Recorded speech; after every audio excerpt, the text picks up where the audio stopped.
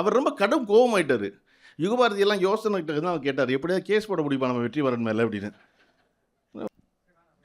குதிப்பி அறிமுக விழாவிற்கு வந்திருக்கும் உங்கள் அனைவருக்கும் முதலில் நன்றி சொல்ல கடமைப்பட்டிருக்கேன். நம்ம ஒரு புத்தகத்தை பற்றி ஒரு இடத்தில் மாலை நேரத்தில் கூடி பேசுவது என்பது சென்னையில் 90 விழுக்காடு என்ன நடக்கும்னா, கவிக்கோ மன்றத்தில் காரணி பாட்ட முடியாத ஒரு இடத்துல 100 பேர் உட்கார்ந்தா ரொம்ப பெருங்கூட்டமாக தெரிகிற ஒரு அரங்கத்தில் திரும்ப திரும்ப நடக்கும். நான் ஒவ்வொரு தடவையும் யுகபாரதியிட்ட சொல்லுவேன், யுகபாரதி உங்கள் புத்தகம் நல்லா விற்கிது, பாடல் ஆசிரியராக நீங்கள் எவ்வளோ சம்பாதிக்கிறீங்களோ அதை விட அதிகமாக இன்றைக்கி பதிப்பு நடத்தி சம்பாதிக்கிற ஆள் நீங்கள் ஒரு ஆள்.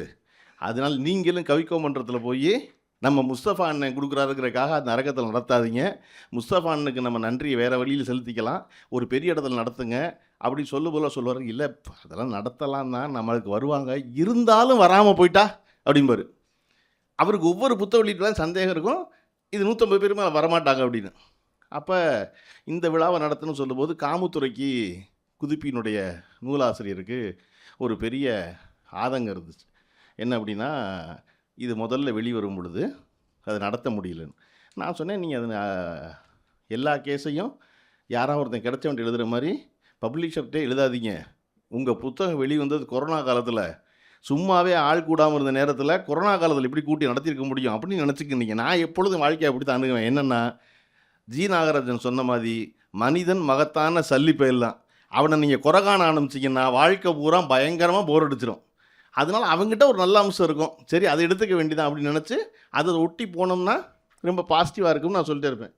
ஏன்னா இந்த கதையை நாங்கள் வாங்கிறது படம் பண்ணுறது முடிவு பண்ணோன்னே, இந்த குதிப்பி கதையை வெளியிட்ட பப்ளிஷரான டிஸ்கவரி வேடியப்பன் தான் மிக மகிழ்ந்த முதல் ஆள். தான் வெளியிட்ட ஒரு புத்தகம் சினிமாவாகுதுன்னு சொன்ன உடனே, அதுவும் கருப்பழனியப்பன் வாங்குறாருன்னு உடனே காமுத்துறையிட்ட ஒரு மறுப்பும் சொல்லாமல் ஒரே ஒரு சந்தேகம் கேட்டார் அவர். நீங்கள் இந்த கதையை வாங்குறீங்க சரி, படம் எடுக்கிறீங்க சரி, ஆனால் பப்ளிகேஷன் நானே போடலாமே, அந்த ரைட்ஸையும் சேர்த்து ஏன் கேட்குறீங்கன்னாரு. எனக்கு ராஜா செந்தூர் பாண்டியன் ஒரு வழக்கறிஞர் நண்பர் இருக்கார், அமீருக்கெல்லாம் தெரியும். அவர் உலகத்தில் எப்பேற்பட்ட எளிதானதை கொண்டு போய் கொடுத்தீங்கனாலும் அதில் ஒரு சிக்கல் சொல்லுவார். அது சொல்லி என்ன சொல்லுவார்னா, உங்களுக்கு நாளைக்கு சிக்கல் ஆயிடக்கூடாது இல்லையாம்பார். அப்படி இந்த கதைக்கு ஒரு ஒப்பந்தம் போட்டுக்கணும்னு காமுத்துறையோட நான் சொன்னோன்னே போய் அவர்கிட்ட சொன்னார், இந்த கதை பப்ளிகேஷன் ரைட்ஸ் யார்கிட்ட இருக்குது அப்படின்னாரு. அது டிஸ்கவரின்னு இருக்குங்க, அது ஒன்றும் பிரச்சனை இல்லைங்க. இல்லை அது இன்றைக்கி உங்களுக்கு ஒன்றும் பிரச்சனை இல்லைங்க, எனக்கு வேடியை இப்போ நல்லா தெரியும், தம்பியை தெரியும், ஒன்றும் பிரச்சனை இல்லை, அதனால் அது அவங்க வச்சுட்டு போகிறாங்க, நம்ம படம் தான் எடுக்க போகிறப்பட்டு. இங்கே பாருங்க, உங்களுக்கு வேடியப்பனை தெரியும், வேடியப்பனுக்கு உங்களுக்கு தெரியும், உங்களுக்கு காமுத்துறை தெரியும், காமுத்துறைக்கு வேடியப்பனை தெரியுங்களா. கதை பேப்பரில் எழுத ஆரம்பித்தோம்னா காலத்துக்கு பின்னாடி இந்த உரிமை இருக்கும். அதுக்கப்புறம் உங்கள் மகனுக்கு வேடிப்ப மகனை தெரியுமா, வேடிப்ப மகனுக்கு காமுத்துறை மகனை தெரியுமாலாம் தெரியாது. அதனால எல்லாத்தையும் எழுதிருங்க. வாங்குனா நெட்டையோ குட்டையோ காசை கொடுத்து மொத்தமும் வாங்கிடுங்க. இதில் கொஞ்சம் அங்கே இருக்குது கொஞ்சம் இங்கே இருக்குங்களா சரியாக வராதுங்கன்னு சொன்னதுனால இதனுடைய பப்ளிகேஷன் ரைட்ஸையும் நான் போய் வாங்கினேன். வேடியப்பன் சம்மதிச்சிட்டார். நான் கொஞ்சம் வேடியப்பன் நீங்கள் போட்டால் சரியாக வராது அப்படின்னு காமுத்துறையை கூப்பிட்டு சொன்னோன்னா, காமுத்துறைக்கு பெருமகிழ்ச்சி. என்ன அப்படின்னா, என்னடா இது நெல்லே அரிசியாக விளையுதுன்னு பார்த்தா அரிசி இங்கே சோறாகவே விளையுது, பப்ளிகேஷனுக்கான காசை இப்போவே தந்துடுறேங்கிறாங்க, இது நல்லா தான் இருக்குது அப்படின்னு. அது உடனே சரி சரி தொடர் அப்படின்ட்டார். அப்போ அவர் கேட்ட ஒரே ஒரு விருப்பம் தொடர் ஒரு வெளியீட்டு விழா வச்சு இதை பண்ணிடணும் அப்படின்னு. நானும் நினச்சேன், அமீர் சொன்ன மாதிரி ரொம்ப நல்லா தமிழ் சினிமாவில் கதை இல்லைன்னு சொல்லிட்டு இருக்காங்க, இந்த இருக்குது 430 பக்க கதை, படிச்சிருங்க, படிச்சுட்டு படத்தில் கண்டுபிடிச்சிருங்க நீங்கள் பார்ப்போம் அப்படின்னு. ஏன்னா அசுரன் படம் எடுத்த பொழுது வெக்கைங்கிற நாவல் தான் வெற்றிமாறன் படமாக்குனார். படமாக்கணுன்னே அந்த கதையை படித்த வெக்கை கதையை படித்தாங்க பாருங்க, அவங்க தியேட்டரில் தேடினதை விட அந்த கதையை எழுதுனவர் தேடினதே அதிகம். அவர் ரொம்ப கடும் கோபமாயிட்டார். யுகபாரதியெல்லாம் யோசனை தான் கேட்டார், எப்படியாவது கேஸ் போட முடியுமா நம்ம வெற்றிமாறன் மேலே அப்படின்னு. யுகபாரதி தான் சொன்னார், உங்களுக்கு என்ன, கதைக்கு காசு வந்துருச்சு, அந்த கதை அவங்க எடுக்கிறதுக்கெல்லாம் அவங்க பிரச்சனை இல்லை, இருந்தாலும் நம்ம ஒரு கதை எழுதியிருந்தோம் அப்படின்னு. உங்கள் கதையை தான் நீங்கள் எழுதுனீங்களே, பக்கத்துக்கு பக்கம் எடுத்தீங்களே அப்படியே கரிவேலம்பூக்கள்னு, நம்ம தான் பண்ணி பார்த்துட்டே வேணும்னா, ஓ அப்படி சொல்கிறீங்களா தோழர் அப்படின்னு பேசாமல் யோசிச்சுட்டு இருந்திருக்க பூமணி. ஆனால் பூமணிக்கு அதன் விளைவாக இது அசுரன் ஆகுதுங்கிறதுனால அந்த வெக்கை கதை 3 பதிப்பு வந்துருச்சு படம் வர்றதுக்குள்ளே. அந்த மாதிரி நான் சொன்னேன் காமுத்துறை இந்த புத்தகம் பரபரப்பாக விற்கும், படமாகுதுங்கிறதுல இருக்க சுவாரஸ்யத்துக்காக இது என்னவாக இருக்கிறதுன்னு தெரிஞ்சுக்கிறதுக்கு. அதனால நீங்கள் விரும்பியபடி இதுக்கு ஒரு விழா நடத்திடுவோம், நல்லா இன்னும் ஊருக்கு நடத்துவோம். ஏன்னா ஒரு கதை சினிமாவாக மாறும் பொழுது என்னவாக நடக்கிறது என்பது ஒரு சுவாரஸ்யம். இன்னொன்று, எனக்கு எப்போவும் குறைச்ச விலையில் புத்தகம் விற்றா ரொம்ப பிடிக்கும். ஏன்னா நான் வந்து முன்னேற்ற பதிப்பகம்னு நடத்தின பொழுது NCBHல் போய் தஸ்தாவேஸ்கி புத்தகத்தையெல்லாம் 5 ரூபாய்க்கும் 10 ரூபாய்க்கும் விற்ற காரணத்தினால தான் நமக்கு புத்தகம் படிக்கிற ஆர்வமே வந்துச்சு இல்லையா? 500 ரூபாய்க்கு புத்தகத்துக்கு தான் வாங்கியிருக்க முடியாது அன்றைக்கி அவ்வளவு முரட்டு புத்தகங்களை, மிகச்சிறந்த ருஷி இலக்கியங்களை 5 ரூபாய்க்கும் 10 ரூபாய்க்கும் கிடைச்ச பொழுது ஒரு படம் பார்த்தா சென்ட்ரல் தேட்டரில் ஃபஸ்ட் கிளாஸ் டிக்கெட்டு 4.50, 4 ரூபா 50 காசு, ஒரு முட்டை ஒன்று 50 காசு. 5 ரூபா இருந்தால் ஃபஸ்ட் கிளாஸில் படம் பார்க்கலாம், 3-6 ரூபா இருந்தால் பால்கனியில் உட்காந்து படம் பார்க்கலாம், 2 ரூபா இருந்தால் கீழே உட்காந்து படம் பார்க்கலாம். அப்போ இப்படி இருக்கிற காலகட்டத்தில் மதுரை சென்ட்ரல் தேட்டருக்கு பக்கத்தில் NCBH, அதே 2 ரூபாய் கொண்டு போய் கொடுத்தா லியோ டால்ஸ்டாய் கிடைப்பார் அப்படின்னா ஒருத்தன் நேச்சுரலி படம் பார்க்காம புத்தக கடைக்கு போக தானே செய்வான். 2 ரூபா தான் அது, இங்கே கொடுக்குறதுக்கு பதில் அங்கே கொடுத்தா புத்தகம் கிடைக்கும். அதே போல் 150 ரூபாய்க்கு சினிமா டிக்கெட் கொடுக்குறோம், 250 ரூபா சினிமா டிக்கெட் கொடுக்குறோம், 250 ரூபா கொடுத்தா ஒரு நல்ல நாவல் கிடைக்கும்னா கண்டிப்பாக நல்ல நாவல் வாங்குவாங்க. அதை நம்ம செய்ய முடியும் நான் நம்பினேன். இந்த புத்தகத்தை 450 ரூபாய்க்கு விற்க வேண்டியதில்லை, 450 பக்கம் இருக்குது புத்தகத்தை 250 ரூபாய்க்கு விற்க முடியும். அது விற்கிறதுக்கு நமக்கு அந்த தொழில் தெரிஞ்ச ஒருத்தர் துணை நிற்கணும். அப்படித்தான் சீர் வாசகர் வட்டமும் கவிஞர் தம்பியும் வந்து உற்சாகமாக நின்றாங்க. தொடர் இந்த புத்தகத்துலேருந்து பணம் வராதுன்னு தெரிஞ்சு இதை குறைச்ச விலைக்கு போடுவீங்கன்னா அதைத்தான் நாங்கள் நினைக்கிறோம் அப்படின்னு. அதன் விளைவாகத்தான் இந்த குதிப்பி நாவல் 3000 அடிச்சு 2000 அடிப்போமான்னு இழுத்தார். முதல்ல யார்? தம்பி. காமுத்துறைக்கு அதிர்ச்சி. ஆனால் காட்டிக்காமல் 2000 அடிக்கிறேங்கிறாங்க, 2000 எப்படி விற்குங்கிற ஒரு யோசனையில் சரி அவங்க தான் அடிக்கிறாங்க, நம்ம ஏன் காட்டிக்குவானே இந்த அதிர்ச்சியை முகத்தில் அப்படின்ட்டு பண்ணலாம் தோழர், நல்லா பண்ணலாம் அப்படின்ட்டு குறுன்னு கீழே பார்த்துக்கிட்டே இருக்காரு. 2000ங்கிறாங்க அப்படின்னு. நான் துணிஞ்சு 3000 அடிங்கிறேன். நான் 3000 அடிங்க பரவாயில்ல, திருப்பி அடிக்க முடியும், நான் ஷூட்டிங் போகணும், திருப்பி இந்த வேலையை பார்த்துருக்க முடியாது அப்படின்னா, இல்லை அது ஒன்றும் இல்லை ரெடியாக இருக்குது அப்புறம் அடிச்சுக்கலாம் அப்படின்னா நான் 3000 ஃபிக்ஸ் பண்ணிட்டேன். எனக்கு என்ன நம்பிக்கைன்னா, என்னடா தமிழ்நாட்டில் 3000 புத்தகம் கூட விற்க முடியல, 30 வருஷமாக இருந்து கருப்பள்ளி பண்ணாலும் நான் ஆயிடக்கூடாது, வித்தரலாம் அப்படின்னு நம்புகிறேன் நான். சரி போடுங்க அப்படின்னு போட்டால் இன்றைய தேதிக்கு இன்றைக்கி வெளியாகிற இந்த குதிப்பினுடைய மதிப்பதிப்பு நான் நண்பர்களுக்கு கொடுக்குறக்கா வாங்கி வச்சுருக்கேன் 250 புத்தகத்தை. அதை தவிர 2750 புத்தகம் விற்று முடிஞ்சிருச்சு. அது ஒரே காரணம், சீர்வாசகர் வட்டம் வந்து தமிழ்நாடு முழுக்க ஒரு பெரிய குழுவினரை சேர்த்து வச்சுருக்குது. கிட்டத்தட்ட 110 மையங்கள் வச்சுருக்கதான் காரணம். 2வது முக்கியமான காரணம், 450 பக்கம் இருக்க புத்தகம் 250 ரூபாய்க்கு கொடுத்தா எவருக்கும் ஒரு தடவை அதை வாங்கி பார்க்கலாமேனு தோணும். அதனால் இந்த குதிப்பி அடுத்த எடிஷன் ஜூலை மாதம் அடிக்க போகிறோம். ஜூலை மாதம் அடிக்க போகிறதில்ல, தம்பிக்கிட்ட கேட்காம சொல்கிறேன், 250 ரூபா புத்தகம் அடுத்த எடிஷனில் விலை 225 ரூபா. ஏன்னா ஒரு புத்தகம் குறையணும் காசு இல்லையா? நம்ம பாட்டுக்கு நேஷனல் ஹைவே மாதிரி ஒரு தடவை போட்டு 60 ரூபா வாங்கிட்டு அதுக்கப்புறம் திருப்பி 60 ரூபா டோல்கேட்டை 100 ரூபா ஆக்கினா அயோக்கியத்தனம் நடக்குதுன்னு அர்த்தம்.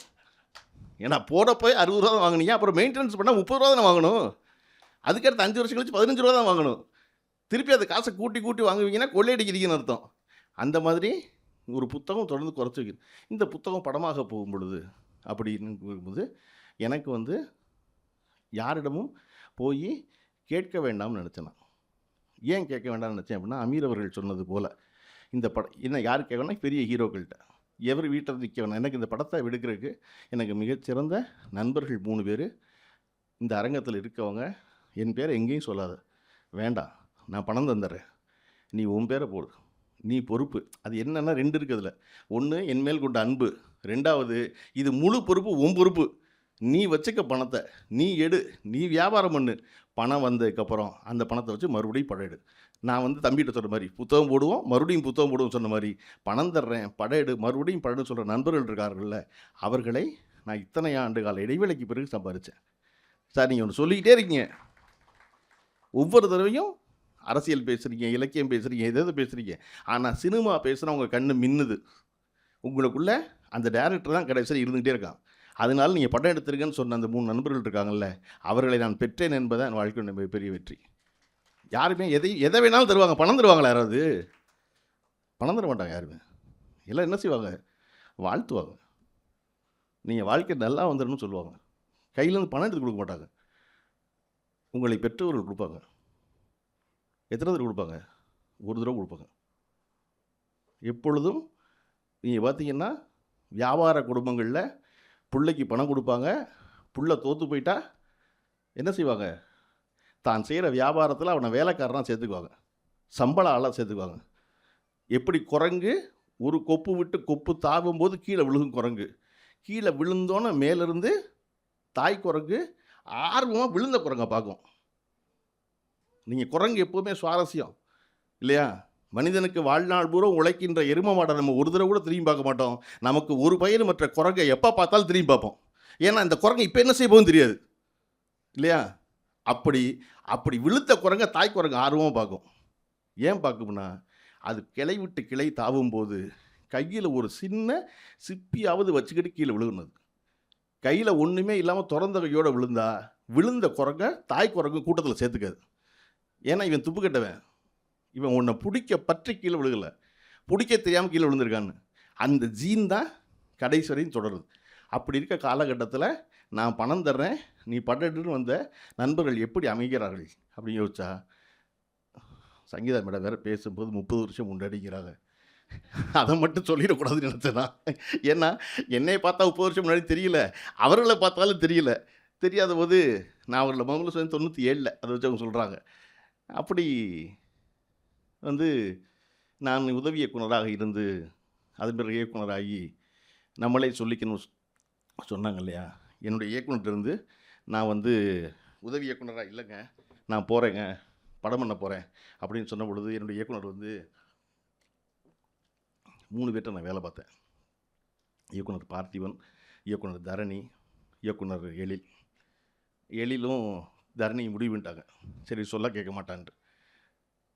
பார்த்திபன் சார் மட்டும் என்னை திரும்ப திரும்ப சொல்கிறாரு, வெளியே என்ன பண்ணுவீங்க அப்படின்னு. ஏன்னா என்கிட்ட கதை இல்லைன்னு எல்லாருக்குமே தெரியும்.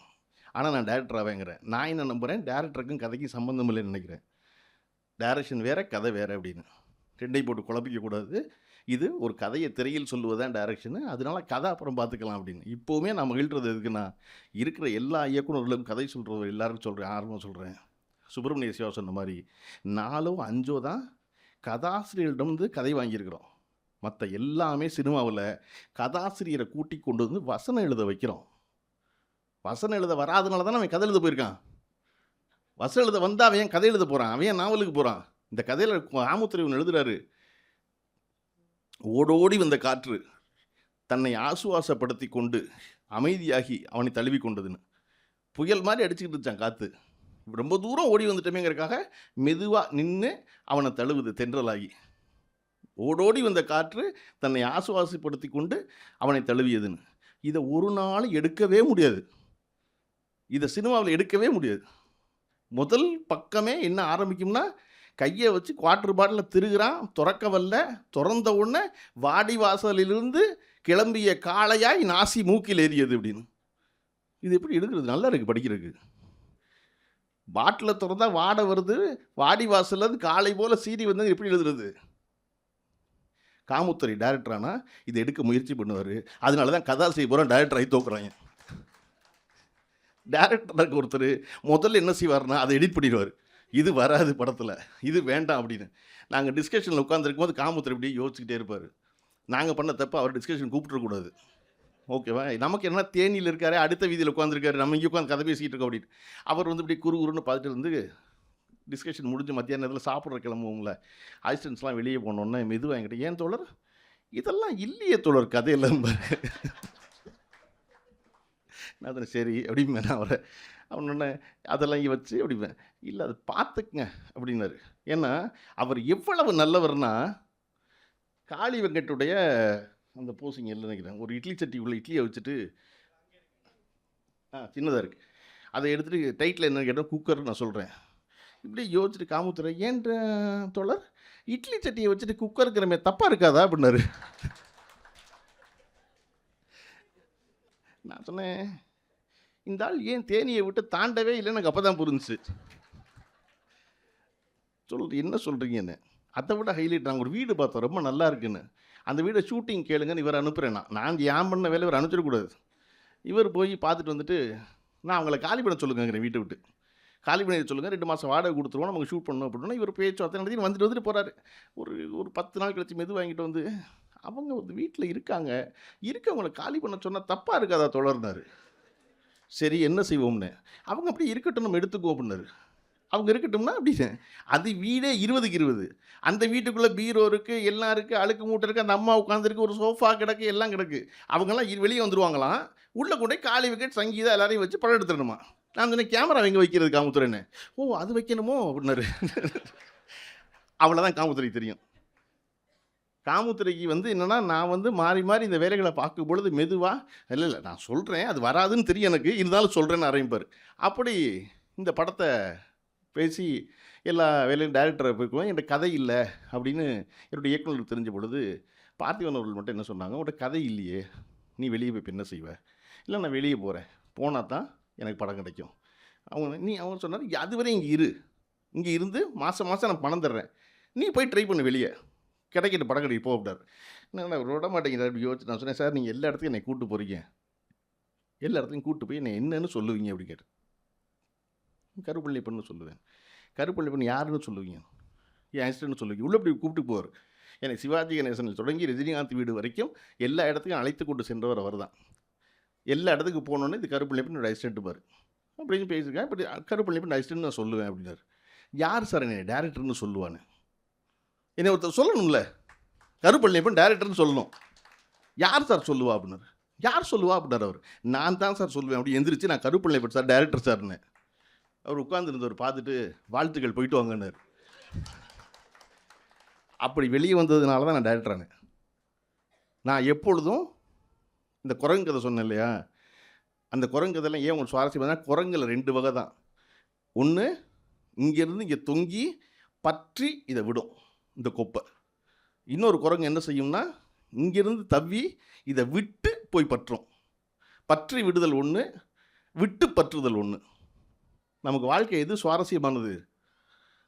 விட்டு பற்றுதல். பற்றி விட்டோம்னா என்ன செய்யும்னா, ஒரு குரங்கால எவ்வளவு நெஞ்சை விரிக்க முடியுமோ அவ்வளவு தூரத்தில் இருக்க குப்பை தான் பிடிக்க முடியும், அதுக்கு மேலே பிடிக்க முடியாது. ஆனால் விட்டு பற்ற என்ன செய்யும், அங்கே விட்டுட்டு போய் நடுவில் 2 சம்மர் சால்ட்லாம் அடித்து அதுக்கப்புறம் போய் உன்னை பிடிக்கும். பிடிக்கிற வரையும் கீழே இருக்கவனுக்கு திக்கு திக்குன்னு இருக்கும், பிடிச்சிருமா அந்த குரங்கு அப்படின்னு. ஆனால் பிடிச்சிட்டா அதுதான் ஸ்டாரு, அதுதான் வெற்றி இல்லையா. அப்போ இதை விட்டு அதை பிடிக்கணும் அப்படின்னு என்ன செய்யணும், அமீரை தக்காளி வெட்ட கூப்பிடக்கூடாது, காளி வெட்டுவோம். என்னடா நின்னது நிற்க காளி வெக்கெட்டு கூப்பிட்டு கிளம்பிட்டான் அப்படின்னு இல்லையா. காளி வெக்கெட்டு மேனேஜருக்கு மேலே அதுக்குள்ளேயும் கோவம். என்னடா படம் ஆரம்பிக்கிறாங்க, டேட்டே சொல்ல மாட்டேங்கிறாங்க, எத்தனை எடுப்பாங்க சொல்ல மாட்டேங்கிறாங்க, அசிஸ்டன்ட் பேட்டா எவ்வளோன்னு கேட்டால் சொல்ல மாட்டேங்கிறாங்க. ஹைலைட் என்னென்னா, முந்தா நாள் அவர் அசிஸ்டன்ட் மேனேஜர் என் அசிஸ்டண்ட்டுக்கு ஃபோன் பண்ணி, அண்ணனுக்கு ஆகஸ்ட்டில் வந்து ஒரு படம் இருக்குது அப்படின்னு. இப்போவே அவர் மேனேஜர். நான் சொன்னேன், ஆகஸ்ட்டில் படம் வந்து என்ன செய்யணுமா அப்படின்னு. அதான் எப்போன்னு கேட்டாங்க. ஒன்று செய்ய சொல்லு, ஆகஸ்ட்டில் போய் அந்த படத்தை முடிச்சுட்டு வரட்டும், அப்புறம் எடுத்துக்கணும் அப்படின்னு. ஏன்னா இன்றைக்கி சினிமா எடுத்து முடிச்சுட்டு 3 மாதம் கையில் வச்சுக்க போகிறோம். அதுக்கு பதிலாக முதல்ல 3 மாதம் சும்மா இருந்துட்டு அப்புறம் போய் ஷூட்டிங் போக வேண்டியதானே. இப்போ என்ன கட்டாயம், இப்போ அவசரமாக போய். அப்போ இந்த படம் என்பது, அப்போ காலி விக்கெட் அவசரமாக என்னை பார்த்து சொன்னார், அடே அப்போ இங்கே ஏதாவது பேசிக்கிட்டே இருப்பானே, அதை விடுங்கண்ணே நீங்கள், அதெல்லாம் நான் சொல்லிக்கிறேன்னே அப்படின்னு. இப்போ வரைக்கும் அந்த மேனேஜரை நான் பார்க்கல. காளி வெங்கட்டையே வெற்றிகரமான நடிகர்னா யார்கிட்ட மேனேஜரை கொண்டு விடணும், யார்கிட்ட மேனேஜரை விடக்கூடாதுங்கிற சூட்சமை தெரிஞ்சவர் காளி வெங்கட். இன்றைக்கி அந்த மேனேஜரை பார்க்கல. அவன் என்ன சொல்லுவார்னா, தம்பி நீ பேசாத, நான் பேசிக்கிறது, அந்த படம் ஒன்று செய்யும், அது என்ன செய்யும் எனக்கு தெரியும்னார். அப்படித்தான் நான் வந்து ஜஸ்டின்கிட்ட போனேன். எனக்கு ஜஸ்டினை பேசும் பொழுது யூபாதி வார்த்தை சொன்னார், ஏஆர் ரகுமானோ இளையராஜாவோ இல்லை, தம்பி வந்து நமக்கு தெரிஞ்ச தம்பி தான் ஒத்துக்குவான்னு. ஒத்துக்கவே மாட்டான். இந்த தடவை சிவப்பு பேனா அவன் கையில் இருக்குது, எங்கிட்ட இருந்த சிவப்பு பேனா அவன் கையில் இருக்குது. அவன் தம்பி எனக்கு அவன் தம்பிக்கிட்ட ரொம்ப பிடிச்சது என்ன விஷயம் படுற, அவர்கிட்ட நான் ரொம்ப மகிழ்ந்தது, இளையராஜாவுக்கு பிறகு காலையில் 6:45 மணிக்கு ஸ்டுடியோவில் பார்க்குற ஒரே இசையமைப்பாளர் நான் ஜஸ்டி பிரபாகரன் தான். அது ரொம்ப முக்கியமான பண்புல. ஒரு மனுஷன் எங்கே இருக்கான்னு தெரியணும் இல்லையா. இங்கே போனால் இத்தனை மணிக்கு இங்கே இருப்பாருன்னு தெரியும் வேலை செய்கிறதுக்கு, அவரை பார்க்க முடியும். ஒரு நாள் ஃபோனே வேலை செய்யலை, ஒன்றுமே நடக்கலை. அப்படின்னா கால்நடையாக போனோம்னா ஒருத்தர் இருக்கணும்ல. எல்லா நாளும் காலையில் 6:45 மணிக்கு தன்னுடைய ஸ்டுடியோவுக்கு வந்து ஒரு வேலை செய்கிற ஒரு இசையமைப்பாளர் என்பதற்காகவே ஒரே காரணத்துக்காக தான் இசையமைப்பாளர் நான் போனேன். ஒருத்தர் இருப்பாங்க காலையில் வேலை செஞ்சுக்கிட்டு இருப்பார்ப்பான்னு சொன்னாங்க இல்லையா. ஒருத்தர் எனக்கு வந்து ஃபோன் எடுக்க மாட்டார், எங்கே இருப்பார்னு தெரியாது, ராத்திரி 12 மணிக்கு வர சொல்லுவார் அப்படின்னா அவங்க எல்லாம் உடனே டெலிட் பண்ணிடுவேன் நான் ஃபோன்லேருந்து. இவங்க சரியாக வர மாட்டேன். ஏன்னா நான் சீக்கிரம் 9 மணிக்கு தூங்கி காலையில் 4:30க்கு எந்திரிக்கிறவன் இல்லையா. அமீர் 4:30க்கு தூங்க போய் காலையில் 11 மணிக்கு எந்திரிக்கிறவர். நாங்கள்லாம் நட்போடுக்கணும் எப்படி இருக்கும் பார்த்துக்குங்க. அப்போ இதை போல் ஒரு வேலைகள் நடந்து கொண்டே இருக்கிற பொழுது, இப்படி ஒரு தயாரிப்பாளர் வந்த பொழுது, இதெல்லாம் ஏன் நடக்குது? விடாத நட்போடு விடாத நான் சித்ரா சார்கிட்ட சொன்னேன், சார் ஒரு நிகழ்ச்சி ஆரம்பிக்கிறேன் சார் அப்படின்னு ஒன்று. சித்ரா சார் வந்து வந்துடுறேன் அப்படின்னாரு. ஒன்றுமே சொல்லாமல் உடனே வந்துடுறேன்டார். எத்தனை மணிக்கு ஆரம்பிப்பீங்க அப்படின்னாரு. நான் சொன்னேன், சொல்லிவிட்டு நான் சொன்னேன் 8:30க்கு முடிச்சுருவோம் சார் அப்படின்னு. என்ன முடிக்கிற டைம் சொல்கிறீங்கன்னாரு. நான் சொன்னேன், அது பாலத்தை நான் கற்றுக்கிட்டது. பாலத்தை நான் ஒரு நிகழ்ச்சி கூப்பிட்டேன், 9 மணிக்கு வரணும் சார்னு. வந்துடுறேன்டா, எத்தனை மணிக்கு போகலாம் அப்படின்னாரு. சார் போகலாம் சார் அப்படின்னா. அதான்ப்பா எத்தனை மணிக்கு போகலாம், நீ என்னை கூப்பிட்ற 9 மணிக்கு வாங்கன்னு, எத்தனை மணிக்கு நான் போகலாம் அப்படின்னாரு. சார் ஒரு 3/4 மணி நேரத்தில் போயிடலாம் சார், 9:45. அப்படியா போயிடலாமா அப்படின்னாரு. போயிடலாம் சார். அதன் காரணமாகவே நான் சரியாக 9 மணிக்கு அவர் வந்துட்டு ஆரம்பித்தேன். 9:45 அவர்கிட்ட போய் சார் நீங்கள் போகலாம் சார்னேன். அந்த பழக்கத்தை அதுக்கப்புறம் 20 வருஷம் போகிற ஆள்கிட்டலாம் கேட்குறேன், ஒருத்தருமே சொல்ல மாட்டேங்கிறாங்க. எத்தனை மணிக்கு வரலாம்னு சொல்கிறாங்க, போகிற டைம் சொல்லவே மாட்டேங்கிறாங்க யாருமே. நான் அதனால் இந்த விழாவுடைய அழைப்புதல் அடிக்கும்போது மாலை 6:30 முதல் 8:30 வரை நடித்தேன். 8:30க்கு அப்புறம் இடத்த வேலையை முடிவு பண்ணிக்குவாங்கள அவங்கன்னு. அப்படி சில பண்புகளை நம்ம வச்சுக்க நினச்சனால தான் இத்தனை ஆண்டு காலமாக இவ்வளவு நெருங்கிய நண்பர்களோடு எந்த அச்சமும் இல்லாமல் 500 பேர் இருக்க ஒரு அரங்கத்தை புக் பண்ணி விழா நடத்த முடியுது. உறுதியாக வருவாங்கன்னு நம்புகிறேன், செஞ்சிருவோம்னு நினைக்கிறேன். நான் முதல் படத்தை பண்ணும் பொழுது, இந்த கதையில்லாமல் ஒரு படம் ஆரம்பித்த பொழுது நான் ஒரு காதலில் இருந்தேன். நானும் என் காதலியும் தொடர்ந்து பேசிக்கொண்டே இருந்தோம். ஒரு கட்டத்தில் நான் படம் பண்ணல, லேட் ஆகுது, எப்போ பண்ண போகிறோம் தெரியல, தொலைபேசியில் பேசிக்கொள்வதற்கு செய்தி இல்லாமல் ஆயிடுச்சு. திரும்ப என்ன சாப்பிட்ட, என்ன பேசின, எப்போ தூங்குனியா, இதானே. அப்போ பேசுவதற்கு செய்தி இல்லைன்னொன்னே 2 பேரும் பேசிக்க வேண்டாம்னு முடிவுக்கு வர்றோம். பேசுகிறதுக்கு ஒன்றும் இல்லைல்ல. நான் படம் பண்ணணும், படம் பண்ணால் இந்த காதல் தொடரும். நான் உறுதியாக இருக்கேன், படம் பண்ணாமல் பணம் சம்பாதிக்காமல் காதலிக்கக்கூடாதுன்னு. பணம் முக்கியம் இல்லைன்னு அமீர் சொன்னார். கண்டிப்பாக பணம் முக்கியம் இல்லை, ஆனால் பணம் ரொம்ப அவசியம் இல்லையா. நம்ம சில இடங்களில் இது தேவையில்லை பின்னுக்கு தள்ளுறோம், ஆனால் பணம் ரொம்ப அவசியம். அதனால் வள்ளுவர் செய்க பொருளைனார், முதல்ல பணம் சம்பாதி, அது ரொம்ப முக்கியம். அப்போ நான் சொன்னேன், படம் பண்ணிட்டு வெற்றி பெற்று தான் திருமணம் பண்ணணும். அப்போ தான் இந்த காதல் இன்னும் செழுமையாக இருக்கும். இன்னொன்று, நான் காதலிச்ச பொண்ணை கூட்டி கொண்டு வந்து மெட்ராஸில் தண்ணியில் அருகில் குடத்தை தூக்கி நிற்க வைக்கக்கூடாது நான் முடிவாக இருந்தேன் இல்லையா. அப்போ படம் பண்ணணும், டேரக்டர் ஆகிடணும். அப்படிங்கிறதுனால ஓராண்டு காலம் பேசிக்கலை. சத்யஜோதியில் படம் கமிட் ஆகுது. கமிட் ஆனால் நடக்குமா தெரியாது. கமிட் ஆகிருக்கு, படம் நடக்குமா தள்ளி போயிட்டே இருக்குது. அவங்க வேறு 5 வருஷம் படம் எடுக்கல, தள்ளி போட்டு 6 மாத காலம் டிஸ்கஷனு. அப்புறம் யுவன் சங்கர் ராஜா இசையமைப்பாளராக முடிவாகிறாரு. சத்யஜோதி தியாகராஜன் அவர்கள் போய் இளையராஜா பிரசாத் ஸ்டுடியோவில் முதல்ல என்னுடைய பட பூஜைக்காகத்தான் ஸ்டுடியோ காலி பண்ணார். இவனை வச்சு ஒரு பூஜை நடக்க போகுது, பெரிய ஃப்ளோர் வேணுங்கிறதுக்காக. இளையராஜா சம்மதிச்சிட்டாரு. விழா வெள்ளிக்கிழமை அப்படின்னு ஒரு ஞாபகம் ஒரு நாள், ஒரு 3 நாள் முன்னாடி புதன்கிழமை எல்லா இடமும் ஃப்ளெக்ஸ் எல்லாம் வச்சு எல்லாம் கொண்டு வந்து வச்சாச்சு. விழா நடக்க போகுது, எல்லாருக்கும் சொல்லிட்டேன் நான், ஏன்னா உறுதியாக பூஜை இருக்குது. இப்போது எனக்கு ஒரு காதலி இருக்கா, பேசாமல் இருக்கேன், சிங்கப்பூரில் இருக்கா. அவளுக்கு ஃபோன் பண்ணி படம் கமிட் ஆகிட்டேன், நாளான்னைக்கு பூஜைங்கிறேன். நாளைக்கு பூஜை, அடுத்த நாள் காலையில், முதல் நாள் காலையில் ஃபோன் பண்ணி சொல்கிறேன், நாளைக்கு காலையில் பூஜை, முடிஞ்சா வந்துருன்னு. அடுத்த நாள் காலையில் வர முடிவாங்க இருந்து, ஆனால் சொல்லணும், சொல்ல முடியாது, ஏன்னா படம் நடக்குமான்னு தெரியாது. இப்போ எல்லாம் உறுதியாயிருச்சு, எல்லோரும் வர்றாங்க நாளைக்கு காலையில் அப்படிங்கும்போது சொன்னான். சரி அப்படின்னு வச்சுட்டு மறுநாள் காலையில் பூஜை. என் தாய் தந்தை மதுரையிலேருந்து வந்தாங்க, நான் காதலிச்ச பொண்ணு சிங்கப்பூர்லேருந்து வந்தா. அன்னைக்கு காலையில், அன்னைக்கு தான் என்னுடைய அப்பாவும் அம்மாவும் முதல்ல என்னுடைய மனைவியை பார்த்தாங்க. அவங்களுக்கு தெரியும் காதல்.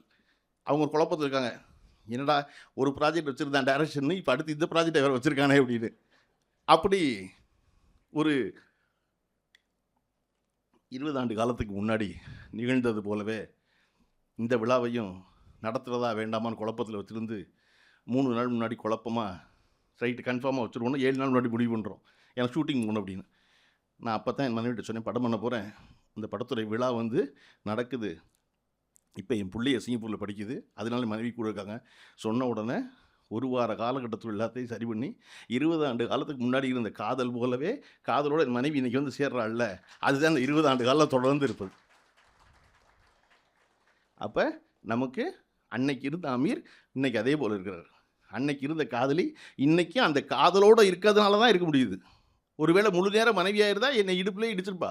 என்ன படமும் பண்ண மாட்டேங்கிற, ஒன்றும் பண்ண மாட்டேங்கிற, இப்படி ஊரை சுற்றுற, என்ன நிறுத்தல, இவன் பண்ணுவான் அப்படிங்கிற நம்பிக்கை இருக்கு இல்லையா? அந்த நம்பிக்கையை நண்பர்கள்ட்டையும் மனைவிகிட்டையும் குடும்பத்திட்டையும் பிள்ளைகிட்டையும் நமக்கு அறிவுமான எல்லாத்தையும் பெறுறோம். பெறும்போது நம் வாழ்வு வெற்றிகளால் தீர்மானிக்கப்படுவதில்லை, மனிதர்களால் தீர்மானிக்கப்பட்டது. அதனால் என்ன, பரவாயில்ல, சரியோ தப்போ அவர்கள் பற்றி கொண்டு நம்ம கூடவே நிற்பது. நான் முதல் படம் பண்ணும் பொழுது அந்த படத்தினுடைய வெளியீட்டு அன்னைக்கு எனக்கு ஒரு பதட்டமும் இல்லை. காரணம் ஒன்று இழப்பதற்கு இல்லை. ஆனால் ரொம்ப பதட்டமாக இருந்தது என்னுடைய தந்தை தான். ஏன்னா மொத்த குடும்பம் வேணாங்குது, பொருளாதார ரீதியாக நம்ம பணம் அவனுக்கு கொடுக்க மாட்டோம் சொல்லியிருக்கோம். அதை மீறி ஒருத்தன் படம் பண்ணுறான் அப்படின்னா வெள்ளிக்கிழமை முழுக்க பதட்டத்துலேருந்து படத்தை பார்க்க போகாமல், ஏன்னா படம் தப்பாக போச்சுன்னா என்ன செய்கிறது அப்படின்னு வெள்ளிக்கிழமை படத்தை பார்க்க போகாமல் தள்ளி போட்டார் என்னுடைய தந்தை. அதுக்கப்புறம் எல்லாரும் நல்லா இருக்குன்னு சொன்னதுக்கப்புறம் நல்லா தான் இருக்குது போலக்குன்னு சனிக்கிழமை போய் பார்த்துட்டு அதுக்கப்புறம் நல்லா தான் இருக்குன்னு ஃபோன் பண்ணி அப்புறம் நிம்மதி, எனக்கு கூட அப்படி நிம்மதி முகத்தில் வந்ததில் என் தந்தைக்கு தான் அப்படி ஒரு நிம்மதி வந்துச்சு. அதை போல் இத்தனை ஆண்டு காலம் இடைவெளிக்கு பிறகு படங்கிறோன்னு சரியாக வருமா அப்படின்னு என்னையோட பதட்டத்தோடு அதே பதட்டம் இருக்குது இன்றைக்கும் என்னுடைய தந்தை தான். அப்போ இவர்கள் யாருமே மாறாமல் என் மேல் அன்பு கொண்டு தொடர்ச்சியாக என்னுடைய நலனை யோசிக்கிறவர்களாக இந்த அரங்கத்தில் நிறைஞ்சிருக்கும் போது இதை விட நான் என்ன வெற்றி பெற்ற முடியும்? இதை விடவும் வெற்றி பெறுவேன் இந்த படத்தில். இவர்கள் நம்புவாங்கல்ல இல்லையா? இப்போ காமுத்துறைக்கு புரியுது இல்லை இல்லையா? இதில் கடைசியாக சேர்ந்தவர் காமுத்துறை தான். இது வந்துடும் போல இந்த கதை நல்லான்னு. இந்த படம் முழுக்க குடியை பற்றி பேசுகிறது. ஆனால் ஒரு இடத்துல குடியை பற்றி சலிப்பை பேசலை. அது ஒரு கொண்டாட்டமாக ஒரு வாழ்க்கை முறையாக வச்சுருக்கு. அதை பூரா குறைச்சிக்கிட்டே வந்தேன் கதையில். என்னுடைய பேராசிரியர் இந்த விழாவுக்கு வந்திருக்கார். எனக்கு 30 ஆண்டு காலம் முன்னாடி வகுப்பெடுத்தவர். நான் படம் பண்ணுறேன்னு தெரிஞ்சோடனே மதுரையிலேருந்து கிளம்பி வந்திருக்கார் இளங்கோ அவர்கள். ஒரு பேராசிரியரை நான் 30 ஆண்டு காலம் பேராசிரியராக பெற்றிருக்கேன்ல இல்லையா? அவர் பார்வையில் எப்போவும் நான் 18 ENG 15 தான். அந்த ஒரு சின்ன பையன் உட்காந்துருக்கான், இவன் நல்லா இருக்கான், துருன்னு இருக்கான், இவன் நல்லா வந்துருக்குல்ல. என்னுடைய முதல் படத்துக்கு கார்டு அனுப்பிச்சப்போ கொண்டு வந்து பூஜை ரூமில் வச்சு சாமி கும்பிட்டவர் அவர். நான் கும்பிடல, அழைப்பதில்லை, அவர் கும்பிட்டவர். அவர் இன்றைக்கும் திரும்பி கிளம்பி வருவதற்கான காரணம் இது சிறப்பாக வந்துன்னா அவர்கிட்ட முதல்ல சொன்ன வார்த்தை, இவ்வளவா குடிக்கிறாங்க உன் படத்துலன்னு கேட்டார். இல்லை சார் குடிக்க மாட்டாங்க சார்னு. இதெல்லாம் மாறிக்கணும்னு அந்த கதையை தான் கற்றுக் கொடுத்த இலக்கியம் கற்றுக் கொடுத்த ஒருத்தன் திருப்பி வந்து அந்த கதைக்குள் பங்கு பெற நினைப்பதற்கு இல்லையா? இதில் என்னவெல்லாம் மாறுங்கிறது எனக்கும் தெரியல. அமீர் படத்தில் நடிக்கிற மேகா வந்திருந்தாங்க, பின்னாடி வந்துட்டு உட்காந்துட்டு படத்தில் ஒரு ரோல் இருக்கும்னா நான் நடிக்கிறேன் அப்படின்னாங்க. சொல்கிறேங்க அப்படின்னு. ஏதாவது இருக்கா அப்படின்னாங்க. எனக்கும் தெரியலைங்க, தேடிக்கிட்டே இருக்கேங்க. இன்றைக்கி வந்திருக்கிற கருப்பு சட்டை போட்டிருக்க நிறைய பேர் இந்த படத்தில் நடிக்கிறாங்கன்னு நானும் என் உதவியாளர்களும் உத்தரவாதம் கொடுத்தது. இன்றைக்கு வரையும் அவர்களாம் நடிப்பாங்கங்கிறது லட்சியம்தான். நிச்சயம் 2 பேர் தான், 3 பேர். என்னென்னா, 1 காளி வெங்கட், 2வது சங்கீதா, 3வது சுப்பிரமணிய சிவா. மற்றாலாம் என்னன்னு தெரியல, இப்படி யோசிச்சுக்கிட்டே தறி அடிச்சுக்கிட்டே இருக்கோம் மாறி மாறி. ஒரு கதை படமாகும் பொழுது என்னவெல்லாம் நிகழும் அப்படின்னு தெரிகிற ஒரு அனுபவத்தை வாசகனுக்கு கொடுத்தணுங்கிறக்காக தான் இந்த புத்தகத்தை மாஞ்சு விற்கணும்னு நினச்சினாங்க. தெரியணும்ல, உலகத்திலே ரொம்ப கடினம் எழுத்த படமாக்குறது இல்லையா? பாலுவேந்தர் அவர்கள் சொல்லுவார், எல்லாருக்கும் தெரிஞ்ச கதை பாட்டி வடை சுட்ட கதை இல்லையா? அவ்வளோ பேருக்கும் தெரியும், தமிழ்நாட்டில் இருக்க 8 கோடி பேருக்கும் தெரியும் பாட்டி வடை சுட்டுச்சுன்னு. ரொம்ப கடினமான டைரக்ஷன் எதுனா அந்த பாட்டி வடை சுட்ட கதையை படமாக எடுக்கிறது தான். ஒரு ஊரில் ஒரு பாட்டின்னு ஆரம்பித்த உடனே படம் நின்றோம். அது எந்த ஊருன்னு, மெட்ராஸா, கும்மிடிப்பூண்டியா, தேனியா, மலை கிராமமா, எந்த கிராமம்னு தெரியாது. அப்படி ஒவ்வொரு வரியும் ரசிகனுக்கு விளக்க வேண்டியது இருக்குது. அப்போ ஒரு புத்தகத்தை படித்தா ஒரு நல்ல இலக்கியம் படிக்கிற, நல்ல கதை தேடுகிற ஒரு நல்ல சினிமா ரசிகர் என்பவன், ஒரு படம் சினிமாவாகும்போது இதுவெல்லாம் ஆகுமா, நான் இதுவெல்லாம் ஆக்குவேன் தெரியுமான்னு வரக்கூடும் இல்லையா? எப்பொழுதும் ஒரு மிகச்சிறந்த படைப்பு என்பது இன்னொருவனை உருவாக்குவதில்லை. என்ன மிகச்சிறந்த படம் எடுத்த எந்த இயக்குனர் ஆக்கல. எவரெல்லாம் தன் படத்தில் குறைகளோடு படங்கள் செய்தார்களோ அவர்கள் தான் என்னை இயக்குனர் ஆகிறாங்க. ஏன்னா அந்த குறையை நான் கண்டுபிடிச்சேன். என் பக்கத்தில் இருக்கவன் சொன்னால், அவனோட நீ நல்லா சொல்கிறிய மாப்பிள்ள, நீ போயிரு மாப்பிள்ளன்னு இல்லையா? நல்ல கவிதை நான் கவிதை எழுதுவோமா? எழுத மாட்டோம். மோசமான கவிதை படித்தா அதை விட நம்ம எழுதியெல்லாம் நினைப்போம். ஒரு கதை படமாகும்போது என்ன ஆகும்னா, நீங்கள் எவ்வளவு நல்லா எடுத்தாலும் அவனுக்கு இன்னும் கொஞ்சம் மிச்சம் இருக்குது கதை. இந்த கதையில் அத்தனை அற்புத கதாபாத்திரங்கள். எனக்கு காமுத்துரை ஏன் ரொம்ப பிடிச்சிருந்துச்சு அப்படின்னா, இந்த கதையினுடைய நாயகன் இல்லை, காளிவீகன் பண்ண ஒரு கதாபாத்திரம். அவர் ஒரு கதாபாத்திரம். அதில் அவர் கூட அவருடைய நண்பன் சேது ஒரு கதாபாத்திரம், மனைவி வளர்மதி ஒரு கதாபாத்திரம். அந்த கதையில் வட்டிக்கு கொடுக்குற ஒரு பாயமாக இருக்குது. எனக்கு பெரிய ஆச்சரியம், வட்டி கொடுக்குறது ஹராம் இஸ்லாத்தில். ஆனால் அந்த பாயம்மா செய்கிற வேலையை பார்க்கும்போது பாயம்மா சரிதான்னு தோணும். அந்த அம்மா சொல்லும், ஏம்மா இதெல்லாம் அல்லாஹ் உங்களை கேட்பாரேம்மா மறுமையில் அப்படின்னு. அதெல்லாம் அல்லாட்ட நான் பேசிக்கிறேன், வட்டியை கொடுங்க. அதுக்கு ஒரு விளக்கம், அதுக்கு ஒரு காரணம் வச்சுருப்பார். அப்படி துரப்பாண்டி கதாபாத்திரம் அந்த பாத்திரம். நான் அந்த கதையை முதல்ல படித்தோன்னா 5 வருஷத்துக்கு முன்னாடி காமுத்துரைகிட்ட அந்த பாத்திர கடையை வச்சுருக்கீங்க நீங்கள் எப்படி கேட்டேன். தோழர் எப்படி தோழர் கண்டுபிடிச்சிங்க அப்படின்னாரு. ஏன்னா இந்த கதையில் எந்த குறையும் இல்லாத ஒரே ஒருத்தர் அந்த பாத்திர கடைக்காரர் தான். மற்ற எல்லாரும் குறையோடு இருக்காங்க. அந்த பாத்திர கடைக்காரர் மட்டும் எந்த குறையும் இல்லை, எல்லாருக்கும் உதவி செய்கிறான், யார் எப்போ கூப்பிட்டாலும் போகிறான், நல்லவனாக இருக்கான், பயந்தவனாக இருக்கான் அப்படின்னா நீங்களா அது அப்படின்னு தோழர் கண்டுபிடிச்சிங்களே தோழர் அப்படின்னாரு. அப்படி ஒரு பாத்திர கடையில் உட்காந்து அவர் பார்த்த கதாபாத்திரங்களை அத்தனை அற்புதமாக ரத்தமும் சதையுமா கதாபாத்திரம் எங்கெல்லாம் கூட்டிகிட்டு போதோ அங்கெல்லாம் அவர் போகிறார். சினிமா அப்படி அல்ல. சினிமா அது ஒரு இலக்கை நோக்கி பயணிக்கணும். அந்த இலக்கை நோக்கி பயணித்து முடிக்கும் போது இந்த கதையை படிக்கிற எந்த உதவி இயக்குனரும் இந்த காமுத்துரையுடைய குதிப்பியை என்னை விடவும் இன்னொரு வடிவத்தில் சிறந்த படமாக ஆக்கக்கூடும். அதற்கான எல்லா வாய்ப்பும் அந்த குதிப்பிக்குள்ளே இருக்குது. ஒரு நல்ல கதையில் அப்படித்தானே சொல்லப்படாத ஒன்று ஒரு பக்கம் இருந்துக்கிட்டே இருக்கும் இல்லையா? அப்படி இந்த கதை போல் இன்றைக்கு இருக்கிற நாவல்களை, கதைகளை படம் எடுக்கிற எல்லா இயக்குனரும் வருவதற்கான ஒரு தொடர்ச்சியாக இந்த விழாவும் இந்த கதையும் இருந்தால் நான் பெரிதும் மொழியும். வந்திருந்த அனைவருக்கும் நன்றியும் வணக்கமும்.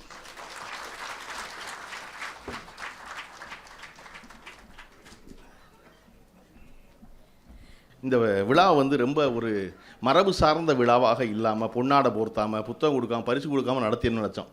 ஆனால் அதை மீறி 2 பேருக்கு இந்த அரங்கத்தில் நானும் காமுத்துரையும் 2 பேருக்கு நினைவு பரிசு கொடுக்கணும்னு நினைக்கிறோம். அது என்னென்னா, இந்த புத்தகத்தை வாங்க காமுத்துரை வாங்க, இன்னொன்று 2 போதும். இந்த இது ஒன்றே முக்கியமான சொல்ல போனது, இந்த புத்தகம் எப்பொழுதும் ஒரு காரியம் செய்யும் பொழுது இந்த வேலையெல்லாம் பார்த்து ஒரு செலவு கூடிக்கிட்டே இருக்குது. கவிஞர் தம்பி மட்டும் சொல்லிக்கிட்டே இருக்காரு, சீர்வாசகரோட தம்பி வாங்க. அவர் தம்பி மட்டும் சொல்லிட்டே இருக்காரு, தோழர் நீங்கள் பாட்டுக்கு ஒரு செலவு பண்ணிக்கிட்டே இருக்காதீங்க, இதை பூரா அந்த புத்தகம் தான் சம்பாதிக்கணும் அப்படின்ட்டு இருப்பார். நான் சொன்னேன், பரவாயில்ல தோழர், பண்ணிக்கலான்ட்டு.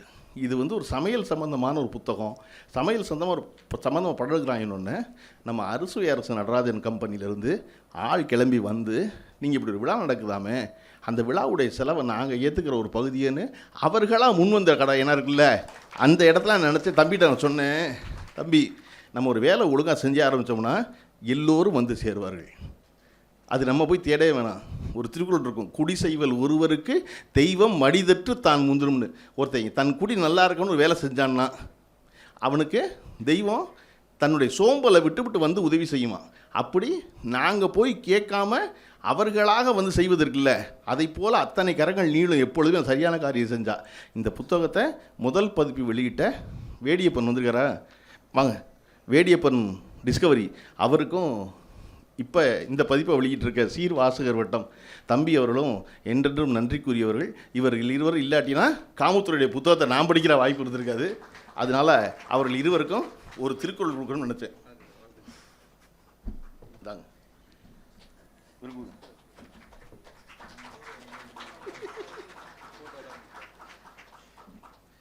இங்கிட்டோம் முன்னாடி.